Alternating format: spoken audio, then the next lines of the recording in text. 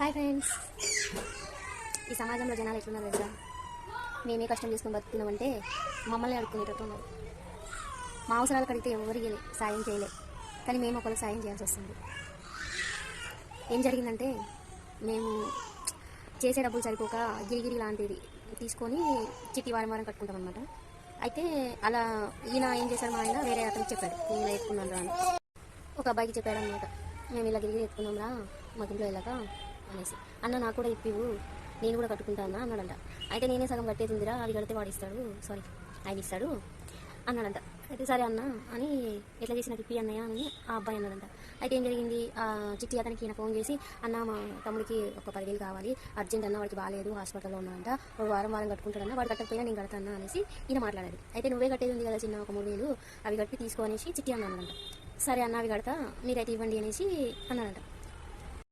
అయితే ఆ అబ్బాయికి ఏం చెప్పాడంటే అయినా, అరే తమ్ముడు నువ్వు నీకు చిట్టి ఇప్పిస్తా, అందులో 3,000 నాకు ఇస్తే నేను అతనికి కట్టి నేను చిట్టి ఎత్తుకొని మళ్ళీ ఆ 3,000 ఎమ్మటే నీకు ఇస్తారా అనేసి అన్నాడంట. అంటే సరే అన్న ఎట్లయితే ముందు నాకు ఇస్తావు కదా అనేసి ఈ అబ్బాయి కూడా సరే అన్నాడంట.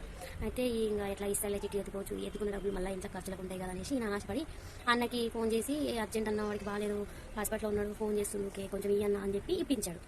ఇప్పిస్తే అబ్బాయికి డబ్బులు వేసాడంట అన్న చిట్టి అన్న. అయితే నెక్స్ట్ మా దగ్గరికి వచ్చాడు, మేము వారం డబ్బులు కట్టాలి కదా. మా దగ్గరికి వస్తే మేమేమన్నాం, ఆ అబ్బాయి కొంచెం మాకు డబ్బులు ఇచ్చేది ఉందన్న, ఇవ్వలేదు, ఇవ్వగానే వేస్తా అనేసి ఈయన చెప్పిండు. అయితే ఆ అన్న ఏమన్నాడు, ఆ అబ్బాయి మీకు ఇచ్చేయలేవంట మీకు ఏ రోజు డబ్బులు ఆ రోజే ఇచ్చిందంట కదా పనికి వస్తే నాతో అన్నాడు. లేదమ్మా నేనైతే డబ్బులు కాగను, నాకు అర్జెంట్ కట్టేసేయాలా, 3 వారాల నుంచి మీరు కట్టట్లేదు, నేను కడతారా లేకపోతే రీఫైనాన్స్ చేయాలా అనేసి సీరియస్ అయిందనమాట అన్నయ్య. అయితే అదేంటన్నా డబ్బులు అన్నయ్య కానీ వేస్తా అని ఆ చిన్నోడు అన్నాడు. ఇప్పుడు ఇంత అలా ఎందుకు అన్నాడు అంటే, అవన్నీ మాకు తెలియదమ్మా, మీరు చూసుకోండి, నాకు మాత్రం డబ్బులు ఇవ్వాలి అర్జెంట్గా అనేసి అన్న సీరియస్ అయిండు. ఆ టైంలో మా ఆయన లేడు ఇంటికాడ. అయితే నేనేం చేసిన, ఈ మనిషి అందరికీ నమ్మి ఇప్పిస్తుంటాడు, ఇదో చూసి ఇట్లా అయింది, ఈయనకి ఎట్లా చెప్తే అర్థమవుతుందని నాకు కోపం వచ్చి నేనేం చేసిన, సరే అన్న అందరినీ నమ్మడం మాది బుద్ధి తక్కువ, రీఫైనాన్స్ చేయన్నయ్యా అని చెప్పి వేయించిన. అయితే ఆ అబ్బాయి డబ్బులు ఇస్తాడు, రిటర్న్ కట్టి మళ్ళీ ఎత్తుకొని అబ్బాయి డబ్బులు అబ్బాయికి ఇచ్చేయచ్చు, అందులో వాడికి ఉపయోగపడుతుంది నాకు ఉపయోగపడుతుంది కదా అని ఆలోచించి ఆయన ఇప్పించాడు. లాస్ట్కి ఏం జరిగింది, అబ్బాయి డబ్బులు ఇవ్వలేదు, ఫోన్ చేసి ఫోన్ ఎత్తట్లేదు. అరే డబ్బులు కావాలంటే వేరే అకౌంట్లో వేసిండు, అందులో నుంచి నాకు వేయడానికి టైం పట్టుద్ది అని ఏదో చెప్పిందంట. ఈ సాకులన్నీ చెప్తుంటే ఒకటి అర్థమైంది, ఇయ్యడని. అందుకే రీఫైనాన్స్ చేయించుకున్నా, వారం వారం కట్టుకోవచ్చు అని. నేను రోజు చెప్తానే ఉంటా, ఎవరిని నమ్మకయ్యా, ఎవరు వచ్చి మనకి ఇవ్వరు, మన కష్టమే మనల్ని కాపాడుతుంది అని. ఈయనేమో నమ్మడు, అందరికీ సాయం చేస్తూ అంటాడు. కానీ ఏం జరిగింది, మంచితనానికి పోతే చెడు అడ్డు వచ్చింది కదా.